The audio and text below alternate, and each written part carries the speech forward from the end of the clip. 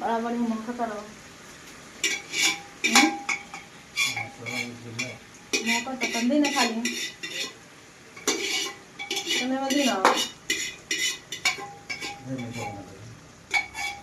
अब नहीं के वाला बन गयो दी प्लेन ये बुदी ना ये